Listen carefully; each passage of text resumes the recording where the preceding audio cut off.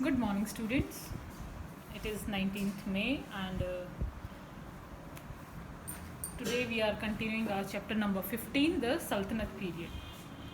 Yesterday we have covered some topics, and that was Tughlaq dynasty. Tughlaq dynasty, only some concepts are left. Let us clear them first. We have read up to how Tughlaq dynasty started and founded by, and Ghiyasuddin Tughlaq was founded the dynasty, and he had done some reforms which were proved to be failed, and how he was succeeded by Firoz Shah Tughlaq. So let us read something about Firoz Shah Tughlaq. I am just giving you revision because we have done in our last video. Firoz Shah Tughlaq was a cousin of Muhammad bin Tughlaq.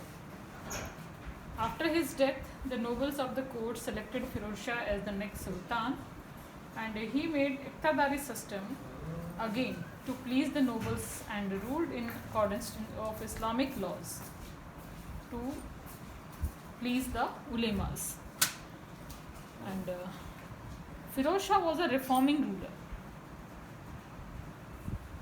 And Firoz Shah also had many Sanskrit works translated into Persian and Arabic.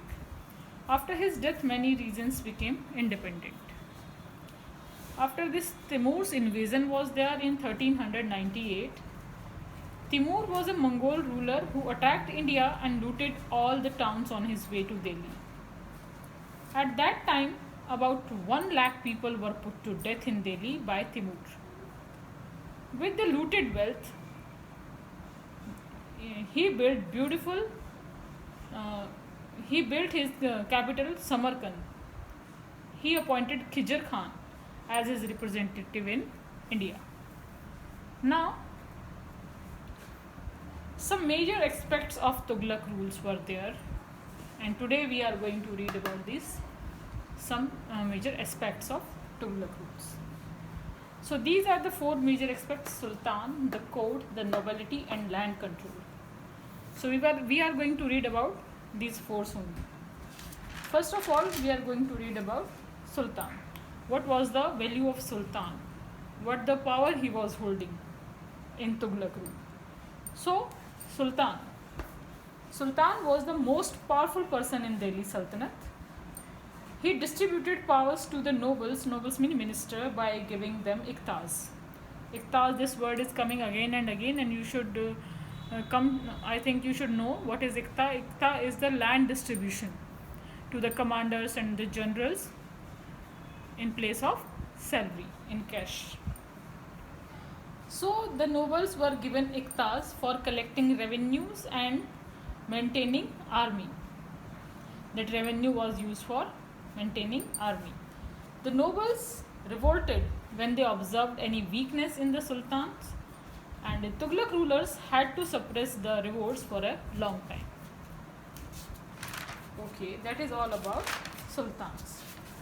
Now, next aspect is the court, how the court proceedings were held. So, the court of the Tughlaq was very ceremonial. Means all the ministers had to do sajda. Sajda means bowing down the upper body of the person in front of the sultan or before the sultan. Sultan sat on a raised throne, and all the nobles and departmental heads had their fixed places to stand. They were not allowed to sit in the court of the sultan. Guards and other attendants who were working in the court, they met all the needs of the court. Whatever the necessity is in the court is, that was met by these attendants. And the orders were written down by the scribes. The person who was appointed to write down the written orders and farmans, that was known as scribes. So this was how the court proceedings took place. Now, third major aspect was the nobility. Nobility means the minister, how the ministers work, what was the power they hold. So let us read about the nobility. The nobles were either Afghans or Turks. most of them were either Afghans or Turks, and they formed a powerful lobby during Tughlaq rule. The Sultan, when they found the Sultan is weak, then they try to get hold on the iqtas given to them, and they together formed a powerful lobby against the ruler and replaced the rulers. So in the nobility, the administration under the Tughlaqs was divided into four major departments, and the four major departments were: first was Diwan-e-Wizarat, means finance department. Second was Diwan-e-Arz, means ministry affairs.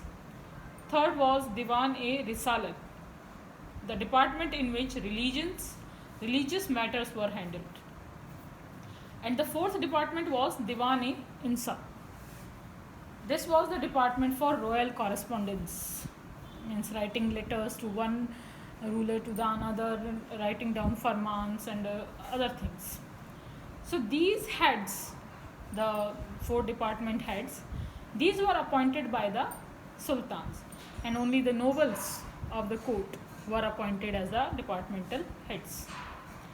Other important posts were Wazir, Qazi, Bakshi and Iraz-e-Mamluk, Mamalik. These were another important post. Wazir means the head of the nobles, main head you can say, in today's politics we can say the prime minister, like that Wazir was there. Second is Qazi. Qazi means the head of the mosques and the religious matters. Third one is Bakshi. Bakshi was the paymaster of army. And fourth was Ariz-e-Mamalik. His work was to recruit, train and equip the soldiers with proper equipments. So these were the important posts, and these were also held by the nobles. Now fourth important term is land control. How the land was distributed. So as we all know that in Tughlaq dynasty the Iqta system was followed. Land was given to the nobles by the sultans. The nobles who received these lands were called Iqtadars. Whole empire was divided into several Iqtas, and these Iqtas were given to various commanders, generals, nobles and even soldiers to collect taxes and for their administration of these Iqtas. These Iqtas were transferable.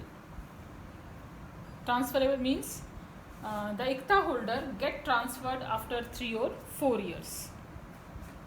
It means that was not their personal property.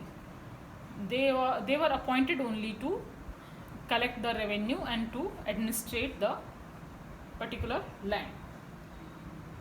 But in the period of Firoz Shah Tughlaq, it became hereditary, means it could be transferred from father to son. Since the Sultan was not very strong, so most Iqtadars acted as independent ruler of their Iqtas or their lands. So this is all about Tughlaq dynasty. Our Tughlaq dynasty discussion is now finished. That's all about Tughlaq dynasties. I hope all of you have understood it very well. Now we have to start our next dynasty, the fourth dynasty of Delhi Sultanate, that is Sayyid dynasty, and they ruled from 1414 to 1451 AD. Khizr Khan, I have told you earlier also, he was appointed as commander or the representative of Timur by the Timur himself in India. Khizr Khan, he was actually a noble in the court of Firoz Shah Tughlaq. He was actually governor of Multan in the reign of Firoz Shah Tughlaq, and he accompanied Timur when he invaded India. He accompanied him and helped him, and he conquered Delhi in 1414. Khizr Khan was a Sayyid, so The dynasty began is known as Sayyid dynasty. He ruled over Delhi up to 1414 to 1421. But his period was marked as the utter chaos and disorders because the different provinces start doing rebellion and revolts, and his all time during his reign wasted in suppressing that revolts. Now he was the first ruler of Sayyid dynasty, and later on he was succeeded by Mubarak Shah Sayyid. Mubarak Shah Sayyid.